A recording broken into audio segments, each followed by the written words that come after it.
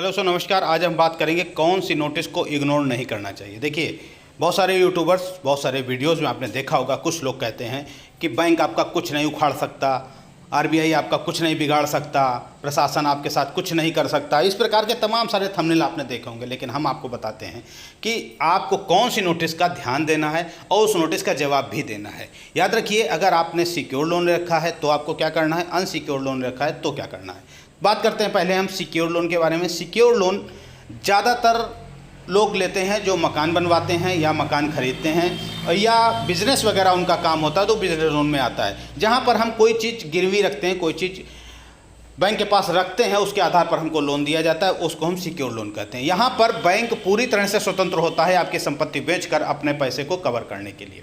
जहाँ पर आपके 3 किस्तें बाउंस होने के बाद में आपका खाता एनपीए में चला जाता है। उसके बाद 60 दिन के बाद आपको नोटिस दिया जाता है और इसके बाद प्रोसेस शुरू हो जाता है आपकी जो संपत्ति है उसको बेचने का। डीएम परमिशन लेना पड़ता है, लेकिन बैंक कई बार ऐसा होता है डीएम डिस्ट्रिक्ट मजिस्ट्रेट की परमिशन नहीं लेता है और पेपर में गजट करा देता है। यहाँ तक कि देखा गया है आपकी संपत्ति को बैंक बेच भी देता है, उसके बाद भी आप जो है वो पूरी तरीके से बैंक के नियम का पालन नहीं करता है। लेकिन आपको क्या करना है, इसके बारे में हम अगले वीडियो में बताएं। अभी हम बात करेंगे अनसिक्योर लोन के बारे में। अनसिक्योर लोन ज़्यादातर देखे गए, ज़्यादातर लोन जो अनसिक्योर होते हैं, अनसिक्योर लोन में आपके ऊपर हैरेसमेंट बहुत होता है। जो लोन रिकवरी एजेंट होते हैं बहुत सारा हैरेसमेंट करते हैं। तो यहाँ पर आपको कौन से नोटिस का ध्यान देना है। यदि आपने लोन ले रखा है और आपने चेक दे रखी है, हालांकि चेक देकर आप पूरी तरह से बैंक के कब्जे में आ जाते हैं, बैंक आपके चेक को बाउंस कराकर, बैंक 3 बार आपके चेक को बाउंस कराता है और उसके बाद आपके ऊपर 138 का केस दायर कर देता है। 138 होता है चेक बाउंसिंग का केस होता है।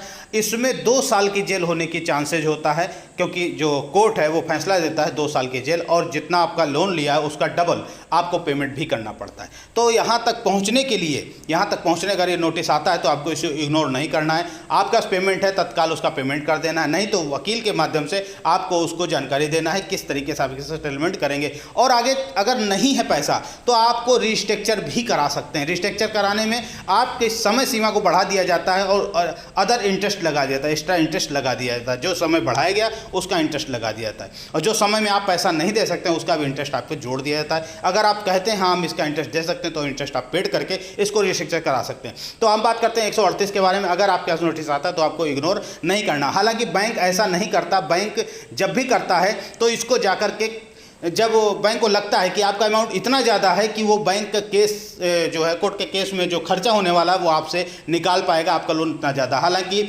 जो आपके अनसिक्योर लोन होते हैं वो इतने बड़े नहीं होते हैं, छोटे लोन होते हैं, उसमें बैंक इस केस को लेकर के नहीं जाता है। बहुत ही रेयर केस में ऐसा होता है जब आपके ऊपर हालांकि डराने के लिए आपको जो रिकवरी एजेंट है, डराने के लिए आपको बताते हैं आपको चेक बाउंसिंग का केस लग जाएगा, आपको जेल हो जाएगी, आपको ये धारा लग जाएगी, 420 लग जाएगी, 406 लग जाएगा। कोई 420 406 नहीं लगती, सब फर्जी काल होता है।